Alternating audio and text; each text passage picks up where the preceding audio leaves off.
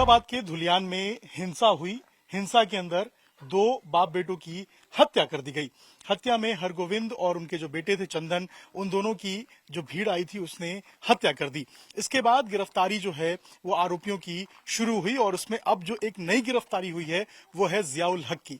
जियाउल हक एक one of the accused है और एक तरीके से इस पूरे हत्याकांड का एक मास्टरमाइंड में से एक है जो कि इस पूरे हत्याकांड में शामिल था। उस भीड़ को लीड करना, इसके अलावा जो जियाउल हक वहां पहुंचा और उसके बाद जो हरगोविंद और उनके बेटे चंदन है उनको बाहर निकालकर उनकी हत्या करना, इसमें वो भी इन्वॉल्व था और एक वन ऑफ द मेन जो कल्प्रिट है वो इस पूरे मामले में जियाउल हक है। जियाउल हक को पुलिस ने गिरफ्तार किया है। इस वक्त हम सूली ताला जो इलाका है इस पूरे मुर्शिदाबाद एरिया का, वहां मौजूद हैं और ये जो पूरा इलाका है ये धुलियान में आता है। धुलियान का ये सूली ताला है और यहां से ही जो जाफराबाद का इलाका है जहां पर वो रहते थे वो यहां से महज 20 से 25 कदम की दूरी पे है, यानी कि बहुत नजदीक है वो घर जहां पे वो रहते थे। और इस वक्त हम जियाउल हक के घर पे मौजूद हैं। ये जियाउल हक का घर है और आप देख सकते हैं घर बंद है, अंदर कोई भी अभी मौजूद नहीं है। पुलिस ने जियाउल हक को गिरफ्तार किया है। अंदर एक बार दिखाई तस्वीर,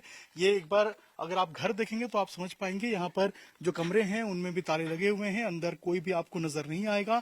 यहीं पे जियाउल हक रहता था, यहीं पे जियाउल हक काम करता था। और यहाँ अगर आप देखेंगे तो इस पूरे इलाके में, तमाम इलाकों में बिल्कुल हालात वैसे ही बने हुए हैं। यहाँ भी अगर आप देखेंगे तो देखिए यहाँ पे आपको ताला नजर आएगा और इस पूरे इलाके में, सूली ताला के सारे इलाकों में जो आरोपी थे वो सारे फरार हो चुके हैं या तो गिरफ्तार हो चुके हैं। और लगातार अगर आप देखेंगे तो इस पूरे इलाके में आपको सिर्फ घरों के ऊपर ताले नजर आएंगे। सामने भी अगर आप देखेंगे तो देखिए यहाँ दुकान हुआ करती थी, यहाँ भी आपको ताला नजर आएगा। और यहाँ पर सिर्फ और सिर्फ अगर आपको नजर आएंगी तो पुलिस की टीम नजर आएगी और बीएसएफ की टीम आएगी। पुलिस जो है वो यहाँ पर रेड कर रही है, धरपकड़ कर रही है और बीएसएफ यहाँ पर सुरक्षा प्रदान कर रही है। देखिए इस घर के ऊपर भी आपको इस तरीके से ताला नजर आएगा। जियाउल हक के घर पे ताला है। सामने अगर आप देखेंगे तो जो बीएसएफ की टीम है वो आपको वहां पे नजर आएगी। और सूली ताला वही इलाका है जहां से भीड़ निकली थी, जहां से भीड़ बाहर आई थी और यहीं से जाफराबाद के इलाके में धुलियान के जो बाकी गांव हैं, चाहे हम बेदबुना की बात करें या फिर दिगड़ी की बात करें, उन गांवों में पहुंची थी वो भीड़। और उसके बाद वहां जाकर जो कोहराम मचाया था ये सबको जो है वो दिखा और किस तरीके से घरों में आगजनी की गई, लूटमार की गई। और इस पूरे मामले में, इस पूरे हिंसा में 2 लोगों की मौत हो गई थी। हरगोविंद और उनके जो बेटे थे चंदन, उनकी हत्या कर दी गई थी। और अब जो पुलिस है वो एक जो आरोपी है जियाउल हक, जो कि इस पूरे हत्याकांड में one of the main mastermind बताया जा रहा था, उसको गिरफ्तार की है। अभी भी अगर आप देखेंगे तो जो पुलिस की टीम है वो लगातार जो धरपकड़ के लिए जो इस पूरे इलाके में अभियान चला रही है। लेकिन सवाल कई सारे हैं। लोग ये भी पूछ रहे हैं कि आखिर इतनी देरी से ये गिरफ्तारियां क्यों हो रही हैं और इस पूरे हत्याकांड का जो मेन मास्टरमाइंड है और पूरे हिंसा का मास्टरमाइंड वो कौन है। लेकिन पूरा इलाका अगर आप देखिए, पूरा गांव देखिए, एक बार लॉन्ग शॉट करके दिखाइए पूरा गांव, ये पूरा गांव आपको सन्नाटा पसरा हुआ नजर आएगा। इसी गांव से जो मॉब थी वो निकली थी। और आप समझिए कि जो लोग कह रहे हैं कि जो भीड़ आई थी वो बाहरी थी, उनको ये बात समझना चाहिए कि इसी गांव के ठीक पास से, यानी कि जो जाफराबाद है, चाहे हम बेदबुना की बात करें या फिर दिगरी की बात करें, वहां से ये गांव जो है सूलीतला, ये बहुत नजदीक है। लगभग 1-1.25 किलोमीटर के आसपास का पूरा रेडियस होगा। और जहां पर हत्या को अंजाम दिया गया था, यानी कि जाफराबाद का वो इलाका, वो घर, वो यहां से महज 25 से 30 कदम की दूरी पे, यानी कि जो रास्ता आपको दिख रहा है ये रास्ते के कोने पे ही वो घर है जहां पर हरगोविंद और उनके जो बेटे हैं चंदन, वो रहते थे अपने परिवार के साथ और उनको निकालकर बाहर जो है उनकी हत्या कर दी गई थी। अब जियाउल हक को गिरफ्तार किया है, ये उसका मकान है। और इसी तरीके से तमाम जो आरोपी हैं या फिर जो भागे हुए लोग हैं उनके घरों पे अभी ताला लगा हुआ है। और अब लोग यही इंतजार कर रहे हैं कि इस पूरे हिंसा का जो मास्टरमाइंड है वो कौन है, उसकी तस्वीर साफ होनी चाहिए और उसके बाद प्रशासन जो है उसको उजागर करे ताकि लोग शांति से इस पूरे इलाके में, धुलियान में, मुर्शिदाबाद में रह सके। मुर्शिदाबाद में हिंसा हुई थी। हिंसा को 1 सप्ताह से ज्यादा का वक्त बीत चुका है, लगभग आज 10वां दिन है। और अब जो राजनेता हैं वो लगातार हिंसा प्रभावित क्षेत्र का दौरा कर रहे हैं। हमने देखा था कल जो गवर्नर है पश्चिम बंगाल के, सीबी आनंद बोस, वो भी पहुंचे थे, एनसीडब्ल्यू की टीम पहुंची थी। और उसके बाद आज जो टीएमसी की एक जो दल है वो पहुंचे हुए हैं, जिसमें राज्यसभा सांसद हैं, लोकसभा के जो स्थानीय सांसद हैं, वो सभी यहाँ पर पहुंचे हैं और यहाँ पर जो परिवार है उनसे मुलाकात की है।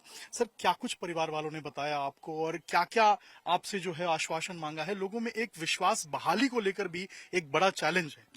देखिए, ये जो धुलियान जो सिटी है ना, अगर आप देखेंगे तो यहाँ पर कभी भी, यहाँ में मुस्लिम कम्युनिटी मेजोरिटी है, मगर यहाँ पर कभी भी ऐसा जो घटना हुआ है कभी नहीं हुआ था।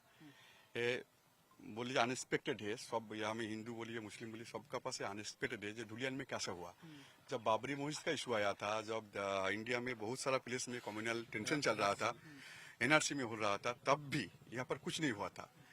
ये कैसे हुआ, ये सब लोग मतलब सोच रहे कैसे, मतलब धुलियान में ऐसा कभी नहीं हुआ था। धुलियान का एक कम्युनल हारमोनी का एक इतिहास है यहाँ पर। तो जो हो गया ये बहुत दुखित घटना है। हम लोगों ने बार बार अपील किया हूँ, यहाँ में जो भी इंसिडेंट के साथ रिलेटेड है उसको इमीडिएटली जो आइन मुताबिक जो जितना भी कठोरतम जो शास्ति होता है वो देना चाहिए। और उसका परिवार के पास हम लोगों ने गया था, कोई लीडर की तरफ से नहीं, ये मेरे छोटा भाई, मेरे यहाँ का जो बासिंदा, सब कॉन्फिडेंस बिल्डिंग करने के लिए गया था। यहाँ में जो प्रीवियस जो सिचुएशन था धुलियान का, जो कम्युनल का जो हारमोनी था, वो लौटाने की कोशिश कर रहे हो हम लोग।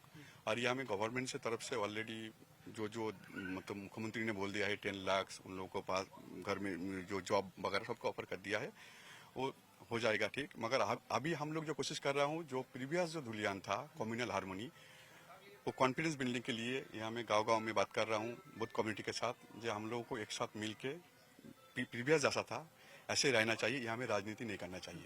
अच्छा, एक बड़ा चैलेंज एक तरीके से हम कहें तो लोगों को वापस लाना भी है, क्योंकि अभी हम गांवों में देख रहे हैं ताले लगे हुए हैं, लोग पलायन कर चुके हैं। उन लोगों को वापस स्थापित करना और लोगों में विश्वास बहाली करना, ये एक बड़ा चैलेंज भी रहने वाला है। देखिए अभी भी मैं मालदा में जो वैष्णव नगर में जो है वहाँ से अभी आज भी 50 लोग आ रहा है। लोग समझ रहा है यहाँ में कुछ लोग राजनीति करने की कोशिश कर रहा है। हम लोग को राजनीति के चक्कर में नहीं रहना चाहिए, हम लोग को एक साथ मिलकर रहना चाहिए। इसलिए लोग आ रहा है, 1-2 दिन में सब लोग आ जाएगा वापस।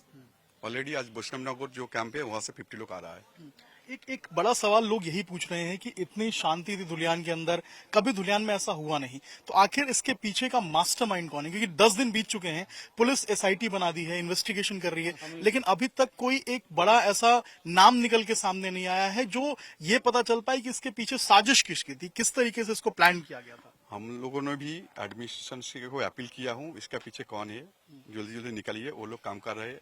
यहाँ में बहुत सारा गवर्नमेंट का जो पुलिस का जो टॉप लेवल जो ऑफिसर है वो यहाँ पर है, वो इन्वेस्टिगेशन कर रहा है। शायद वो कुछ दिन में निकल जाएगा वो मास्टरमाइंड कौन है। तो लोग में ये भी कह रहे हैं कि हमें बीएसएफ के परमानेंट कैंप चाहिए, जो लोकल पुलिस है उस पर उतना विश्वास नहीं रहा है। क्या लगता है आपको उस दिन की सिनेरियो अगर हम समझे, क्या हुआ था और लोगों में इतनी अविश्वास क्यों आ गई है अब अचानक से?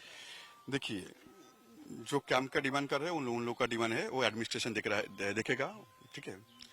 जो यहाँ में मान लीजिए कुछ विस्परिंग कैंपिंग भी चल रहा है, मान लीजिए कुछ फेक न्यूज भी चल रहा है, ये जो नहीं हुआ है यहाँ पर वो भी बाहर में बोले ऐसा हो रहा है, ऐसा हो रहा है, ऐसा हो रहा है।